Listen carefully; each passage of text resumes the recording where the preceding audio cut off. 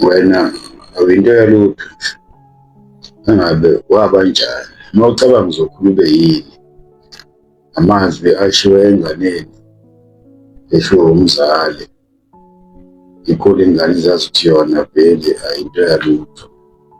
Oh, bengubani mina ngiyahlupheka, bengiyini iyokhula lamazwi njalo eringa emqondweni imvelo ilalele ukuthi kahle kahle lo muntu akalutho.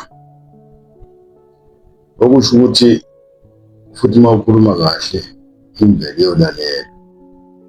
Uma ukhuluma kahle senze isibonelo ngemali. If uvuka ekuseni uthi imali iza kimi kalula, ngikulungele ukuthola ingcebo. Namhlanje ngilinde okuhle kodwa nezibusiso zezimali. Ngibhelela amathuba akhulisa umholo wami. Ngifanelwe ukuphumelela ngasezimalini. Umqondo wami usukulungele ukuba nomnotho. Ngisusa zonke ukwesaba okuphathelene nezezimali. Yonke into engiyithintayo iba nesisindo. Mangase njalo kube umthandazo wakho lo wasemini wasekuseni uma uvuka emva kokuhlala imizuzu emihlanu uphefumule udonse ucabanga ukuthi udonsile uphinde ukhiphe. Lo udonsayo uma udonse 2 seconds usukhipha lo munye umoya 4 seconds. Umema usuku lwakho ukuthi lube usuku bese ufuna amagama engiqeda kuwafunda ukuthi imali iyazenzela kuwena. Tshela imvelo ukuthi wena unemali.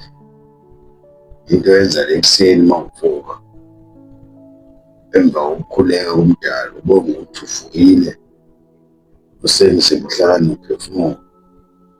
Okusho ukuthi imvelo isakudinga ukuthi ube khona, ingasakufuni iyokususa. Baningi abangavukanga funa ukwenze kube i-habit lokho ukuthi uma uvuka umbonge umdali bese ukhuluma ngemali. Imali akuyona yethu kodwa sesiphila ngayo, ngaphandle kwayo asinalutho. Uma ungenza lo mkhuleko inyanga yonke uyobona umehluko. Ngokuba nemali akusho ukuthi uzoze ube namabhiliyoni or amamiliyoni. Uma unama-hundreds usuke usunemali.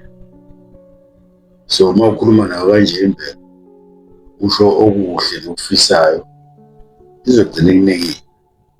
Njengoba ngiqale ngokubi ukuthi uma ukhuluma kabi kanje uyohlala njalo imvelo ilalela wena. Khumbula ukuthi ayikwazi uma udlala uma uqinisile ngoba yona iphila impilo anesikhathi sokudlala. Asikho isihlahla esizidlala siciye silale noma sishobane siphinde sivuke siyadlala. Isihlahla siyisona nomoya uwuwona, nelanga liyaphuma lize loshona likaze lime ukuthi limile manje lithi liyadlala. So thina njengoba singabantu siphiwe impilo ukuthi sikwazi ukwenza noma yini esifuna ukuyenza. Singadlala, singenza noma yini kodwa imvelo lesiphila ngayo ayikwazi lokho.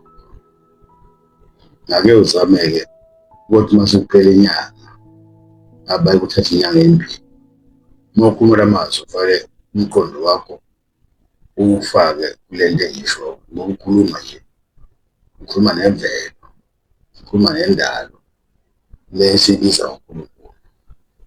Ngelinye ilanga ngathola umbiko ngikhuleka eshaweni wafika into ukuthi lo mkhuleko okhulekayo awukhuleki kwindoda ehleli somewhere or umuntu somewhere, ukhuleka kwi-universe. uNkulunkulu ilo moya osekuphefumulayo. konke sikubona kwenzeka okusurround-ing kwenza siphile yena mdali wethu. Akakwazi ukusikhontrola ngokusipha inyama ukuthi sikwazi ukuzimela, sikwazi ukuziphilisa.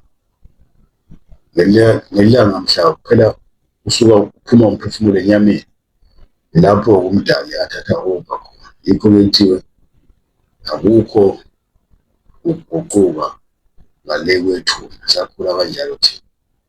Uma usuhambile awukwazi ukushintsha lento obuyiyona ngala usesenyameni, uma usungale awukwazi ukuyishintsha.